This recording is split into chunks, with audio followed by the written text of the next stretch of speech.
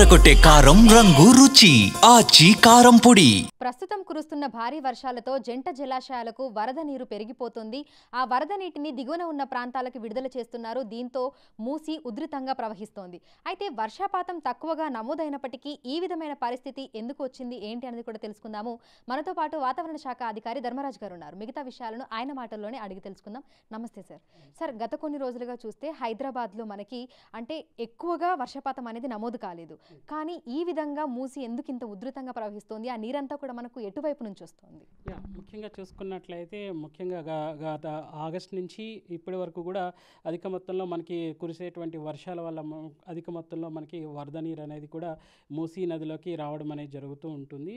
ముఖ్యంగా చూసుకున్నట్లయితే ఇప్పటి వరకు కూడా నగరంలో కురిసిన వర్షాలు కనుక చూసుకున్నట్లయితే సగటుకు మించినటువంటి వర్షపాతం అనేది నమోదైందనే చెప్పాలి. ఒక విధంగా 96 సెంటీమీటర్ల వరకు కూడా ఈ యొక్క సంవత్సరం అంటే జూన్ నుంచి ఇప్పటి వరకు కూడా సెప్టెంబర్ 27 వరకు కూడా నమోదైంది. ఒక విధంగా సగటును కనుక చూసుకున్నట్లయితే 63 సెంటీమీటర్ల వరకు కూడా వర్షపాతం అనేది నమోదవ్వాలి. ఒక విధంగా చూసుకున్నట్లయితే ఒక సంవత్సరంలో ఎంత వర్షపాతం వస్తుందో దానికంటే ఎక్కువగా ఈ యొక్క నైరుతి ఋతుపవనాల్లో హైదరాబాద్ నగరానికి అంత వర్షపాతం అనేది 96 సెంటీమీటర్ల వర్షపాతం అనేది నమోదైన గణాంకాల వల్ల కూడా ఒక విధంగా వరదతో కూడినటువంటి ఈ యొక్క యాక్టివిటీస్ అనేవి మూసీ నది చుట్టూ కూడా కనిపిస్తున్నాయి. ముఖ్యంగా చూసుకున్నట్లయితే ఒక విధంగా పట్టణ అభివృద్ధి పేరుతో మనం అనేకమైనటువంటి జలాశయాలని ఒక విధంగా చూస్తుంటే దాని యొక్క జలాశయాల యొక్క సామర్థ్యం అనేది తగ్గింది.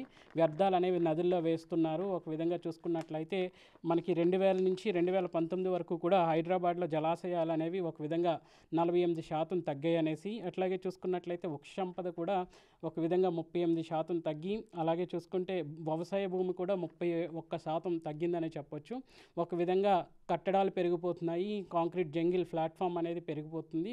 సో వీటి వల్ల వర్షపు నీరు అనేది భూమిలోకి ఇంకడానికి సామర్థ్యం అనేది తగ్గిందనే చెప్పొచ్చు. అలాగే నదుల సామర్థ్యం కూడా ఎంక్రోచ్మెంట్ అంటే ఒక విధంగా నదుల ఆక్రమణ అనేది గురవ్వడం వల్ల కూడా ఈ యొక్క వరద నీరు అనేది వచ్చేటువంటి వర్షపు నీరు అనేది లోతట్టు ప్రాంతాలకు ఒక విధంగా వెళ్ళిపోవడం, ఈ లోతట్టుకు వెళ్ళిన అటువంటి వరద నీరు అంతా కూడా మూసీ నదిలోకి రావడం అనేది కూడా చూడవచ్చు. ఇక్కడ కనుక చూసుకున్నట్లయితే 24 గంటల్లో నమోదైనటువంటి వర్షపాతం ఒక విధంగా నిన్న చూసుకున్నట్లయితే వికారాబాద్ అలాగే జోగులాంబ గద్వాల్ ఈ యొక్క జిల్లాల్లో మనకి అధిక మొత్తంలో 12 సెంటీమీటర్ల వరకు కూడా వర్షపాతం అనేది నమోదైంది. సో ఒక విధంగా ఇటు మంజీరా నదులకు జలాశయాలు కూడా నిండాయని చెప్పుకోవచ్చు. ఒక విధంగా ఎక్కడైతే మనకి అధిక మొత్తంలో మనకి ఎత్తు ప్రాంతాల నుంచి లోతట్టు ప్రాంతాలకి యొక్క వర్షపు నీరు కూడా చేరడం అనేది కూడా చూడొచ్చు. సో అందువల్ల మనకి మూసీ నదికి అధిక మొత్తంలో కూడా వర్షం అనేది వస్తుందని చెప్పొచ్చు. ఒక విధంగా చూసుకున్నట్లయితే తెలంగాణ రాష్ట్రంలో ఉత్తర తెలంగాణ భాగాల్లో వచ్చేసరికి మనకి గోదావరి జలాలు అనేవి వస్తుంటాయి అధిక మొత్తంలో. అలాగే చూసుకున్నట్లయితే దక్షిణ తెలంగాణ భాగానికి వచ్చేసరికి కృష్ణా జలాలు అనేవి అధిక మొత్తంలో వస్తుంటాయి. సుమారు కనుక చూసుకున్నట్లయితే ఉత్తర తెలంగాణ జిల్లాల్లో మనకి నిజామాబాద్, కరీంనగర్, వరంగల్, ఖమ్మం, ఆదిలాబాద్, జోగులాంబ, జయశంకర్ భూపాలపల్లి, అలాగే భద్రాద్రి కొత్తగూడెం ఈ యొక్క జిల్లాలకు ఎక్కువ మొత్తంలో మనకి గోదావరి జలాలు అనేవి వస్తుంటాయి. అలాగే దక్షిణ తెలంగాణ అంతా కూడా కృష్ణా జలాలతో ఎక్కువగా ఆధారపడి ఉంటుంది. మంజీరా నుంచి మనం ఈవెన్ వాటర్ అనేది తీసుకుంటుంటాము. సో ఈ యొక్క అధిక మొత్తంలో వర్షాలు రావడం వల్ల కూడా ఒక విధంగా మూసి ఓవర్ఫ్లో అవ్వడానికి కారణమని కూడా చెప్పొచ్చు.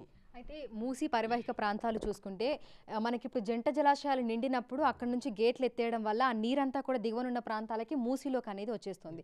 సో జంట జలాశయాలకి ఎటువైపు నుంచి వరద నీరు అనేది వస్తుంది అని చెప్పుకోవచ్చు. ఒక విధంగా చూసుకున్నట్లయితే వరద నీరు అనేది ఎక్కువ ఎత్తుగల ప్రాంతాల నుంచి లోతట్టు ప్రాంతాలకి ఎక్కువ వస్తూ ఉంటుంది. సో అధిక మొత్తం అనేది కూడా వర్షపు నీరు అనేది ఇటు చేరడం వల్ల కూడా ఒక విధంగా చూసుకున్నట్లయితే వ్యర్థాలు అనేవి నదుల్లో వేయడం, అలాగే నదులను ఆక్యుపై చేయడం అనేది కూడా ఒక విధంగా ఈ యొక్క నీరు భూమిలోకి ఇంకే సామర్థ్యం అనేది తగ్గిందని చెప్పొచ్చు.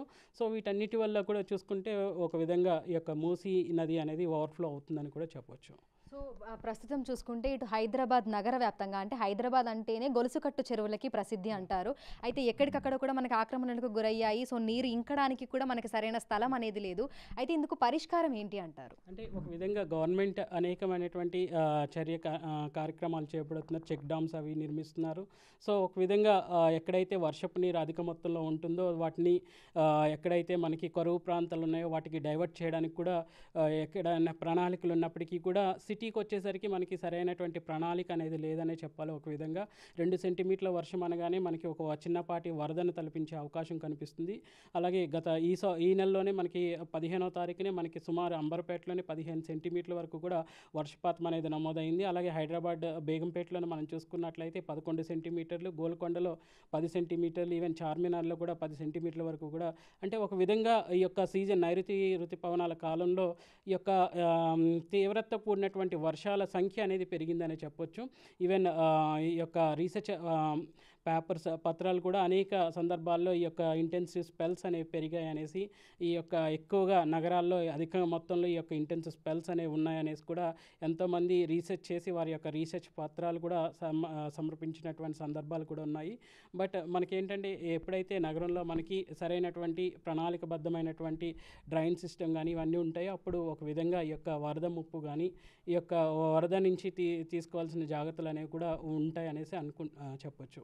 సో ఒకవైపు జంట జలాశయాలు నిండిపోవడము, మరోవైపు మనకి డ్రైనేజీ సిస్టమ్ సరిగ్గా లేకపోవడము, అదేవిధంగా ఎక్కడికక్కడ వరద నీరంతా కూడా నిలిచిపోయి అదంతా మూసిలోకి రావడం వల్లనే మూసి ఇంత ఉధృతంగా ప్రవహించి లోతట్టు ప్రాంతాలన్నీ జలమయం అవుతున్నాయని చెప్పుకోవచ్చా? ఒక విధంగా చూసుకున్నట్లయితే గత 2 రోజులుగా కూడా కురుస్తుంది.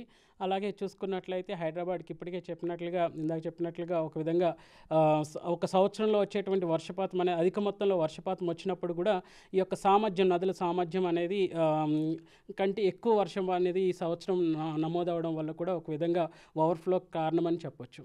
సో ఈ భారీ వర్షాల నేపథ్యంలో ముందే మూసి పరివాహిక ప్రాంతాల్లో ఉన్నటువంటి ప్రజలని అప్రమత్తం చేస్తూ అక్కడ అధికారులకి అలర్ట్స్ అనేవి పంపిస్తున్నారా? అంటే ఇంత పరిస్థితి ఈ విధంగా ఉంది, వాళ్ళందరినీ కూడా పునరావాస కేంద్రాలకు అనేవి పంపిస్తూ ఉన్నారు, మరి వర్షాలు ఈ విధంగా కురుస్తాయి, పరిస్థితి ఈ విధంగా ఉంటుంది అని ముందే చెప్తున్నారా? ఒక విధంగా చూసుకున్నట్లయితే గత 24 నుంచే ఈ యొక్క భారీ వర్షాల గురించి సూచనలు అనేవి జారీ చేయడం జరిగింది. 26, 25 నుంచి మొదలుపెట్టి ఎప్పటికప్పుడు మా యొక్క నివేదిక పత్రాల్లో ఎప్పటికప్పుడు ఈ హెచ్చరికలు అనేవి జారీ చేయడం అనేది జరుగుతుంది.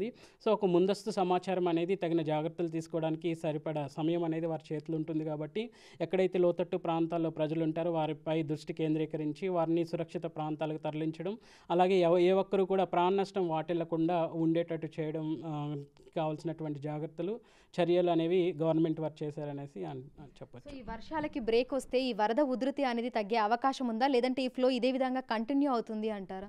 ఒక విధంగా పొడిబారిన అంటే ఒక విధంగా ఈ యొక్క వర్ష తీవ్రత తగ్గినప్పుడు క్రమేపీ భూమికి కావాల్సినటువంటి సమయం అనేది ఉంటుంది. ఒక విధంగా వరద నీరు భూమిలోకి ఇంకడానికి కూడా సమయం అనేది ఉంటుంది. ఇప్పటికే తడిసిన నేలలో మళ్ళీ ఇంకా వర్షం నీరు అనేది యాడ్ చేయడం వల్ల భూమిలోకి ఈ నీరు ఇంకడానికి సమయం పడుతుంది కాబట్టి ఒక విధంగా పొడిబారిన వాతావరణం ఉంటే ఒక విధంగా ఈ యొక్క తీవ్రత అనేది తగ్గుతుందని చెప్పొచ్చు. Thank you sir, thank you.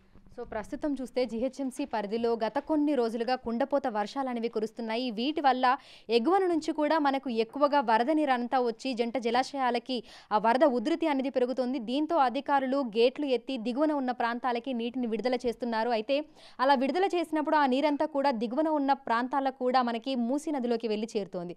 So Musi కూడా ఉధృతంగా ప్రవహిస్తోంది. ఎక్కడికక్కడ కూడా మన నగర వ్యాప్తంగా చూసుకుంటే బ్రిడ్జిలన్నీ కూడా వరద నీటిలో మునిగిపోయి మనకి కనిపిస్తున్నాయి. అయితే ఈ వర్షాల తీవ్రత తగ్గి పొడిబారిన వాతావరణం కనుక మళ్ళీ కంటిన్యూ అవుతే ఈ వరద ఉధృతి కూడా తగ్గే అవకాశం ఉన్నట్లుగా కూడా అధికారులు అయితే చెప్తున్నారు.